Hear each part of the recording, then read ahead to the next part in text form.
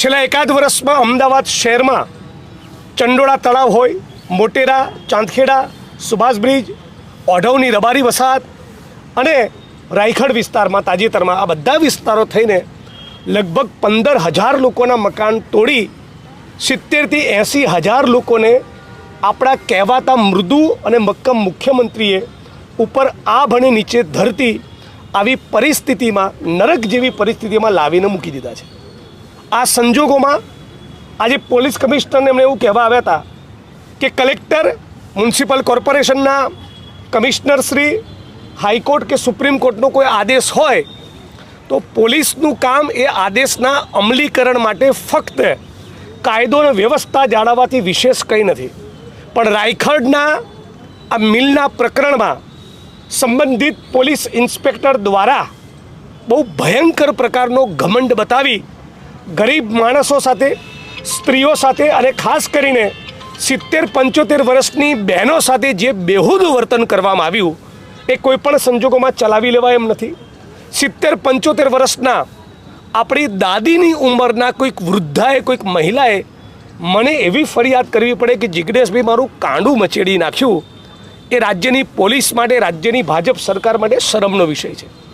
એક ગુજરાતી તરીકે આપણા માટે શરમનો વિષય છે કે આપણા માની, દાદીની કોઈ ઉંમરની સ્ત્રી જેનું આખું જીવન કાળી મજૂરી કરવામાં મિલ મજૂર તરીકે ગયું હોય, જેણે પોતાની જિંદગીની પાયની રકમ જોડીને એક નાનકડું મકાન બનાવ્યું હોય, તમારે એના મકાનમાંથી વિમુખ કરવા પડે તો પણ એની તમીઝ હોવી જોઈએ, એક વિવેક હોવો જોઈએ. આ તમામ તમીઝ અને વિવેકને સાઈડ પર મૂકી પોલીસ ઇન્સ્પેક્ટર સામે આરોપ છે કે એમણે એવા વાક્યનો પ્રયોગ કર્યો કે હટાવી દો બધા રાષ્ટ્રદ્રોહીઓને.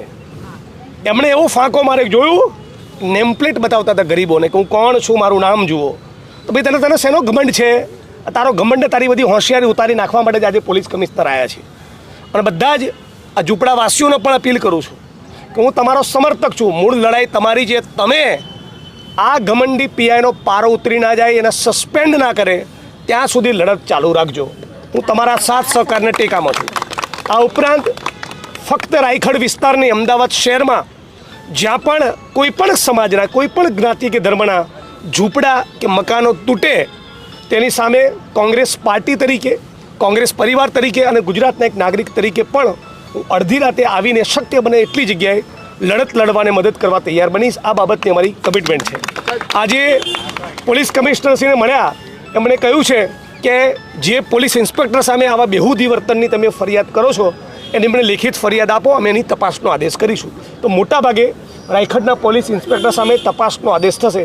પણ અમારી માગણી ફક્ત કુલડીમાં ગોળ ભાગનારી તપાસ નહીં, એમને સસ્પેન્ડ કરી દેવામાં આવે, જેથી આખા ગુજરાતના પોલીસ કર્મીઓમાં પણ એક મેસેજ જાય કે ગરીબ માણસો સાથે આવું વર્તન ચલાવી લેવામાં નહીં આવે. અચ્છા, જમીનની અંદર કયા કયા મોટા માથાઓ ઇન્વોલ્વ છે? કે ફિલ્મ સ્ટાર ને એવા જાણવા મળ્યું છે અને મોટા મોટા નેતાઓ પણ ઇન્વોલ્વ છે. અદાણીના ભાઈ એ પ્રોપર્ટી ખરીદવાના છે અને એના સિવાય પણ બહુ બધા મોટા પૂંજીપતિઓનો આ જમીનમાં ડોળો છે.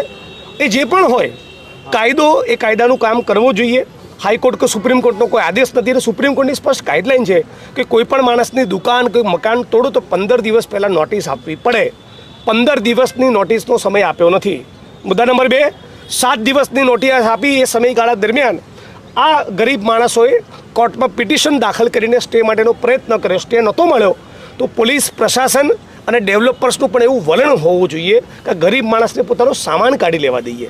જે બેન દીકરીઓ આમાં વસતી હોય એની સાથે વિવેકપૂર્વકનું વર્તન કરીએ. એટલે બહુ જ ખરાબ પ્રકારનું વર્તન થયું છે, એકદમ અમાનવીય પ્રકારનું વર્તન થયું છે. એટલે પોલીસ કમિશનરે મેં એ પણ કહ્યું છે કે આગળ ઉપર અમદાવાદ શહેરમાં ડેમોલિશન થવાનું હોય તો મ્યુનિસિપલ કમિશનર સાથે તમે એવું કોર્ડિનેશન કરો કે જેથી તમારો પોલીસ સ્ટાફ અને નાગરિકોએ એકબીજા સામે આવવું ન પડે. અચ્છા, આમાં કયા પણ મોટા નેતા કયા મોટા ઇન્વોલ્વ છે એમના નામ બહાર આવ્યા છે અને સૂત્રો દ્વારા નેતાઓના આશીર્વાદ વિના આવું શક્ય નથી.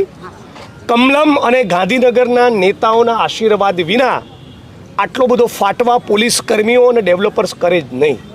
પણ જે બી હોય, હર જોર જુલમ की टक्कर पे સંઘર્ષ અમારા ના રહે, લડીશું. જિગ્નેશભાઈ, આ બાઉન્સર રાજ ગુજરાતમાં વધી રહ્યું છે, એ વિશે શું કહેશો? બિલકુલ, પોલીસના જે માણસો બાઉન્સરો લઈને ઉતરે છે એ અનેક પ્રકારની અનૈતિક પ્રવૃત્તિ ચાલતી હોય ત્યાં બાઉન્સરોને કેમ મોકલતા નથી?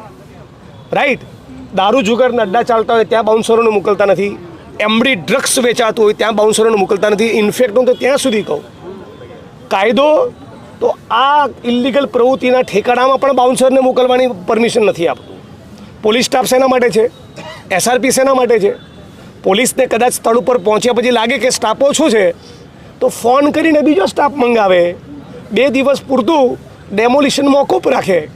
પણ તમે પ્રાઇવેટ બોડી બિલ્ડરોને, બાઉન્સરોને લઈને આવીને 75 વર્ષની વૃદ્ધાનું કાંડું મરોડાઈ જાય એ પ્રમાણેનું વર્તન કરો તો કહેવાનું મન થાય કે તમે ઘરે જઈને તમને જન્મ આપનારી તમારી માને કહેજો કે હે માં, મેં તારા જેવી બીજી માનું કાંડું મરડીને આવ્યો છું, હું તને દીકરા તરીકે કેવો લાગ્યો, આવું તમે તમારી માને કહેજો.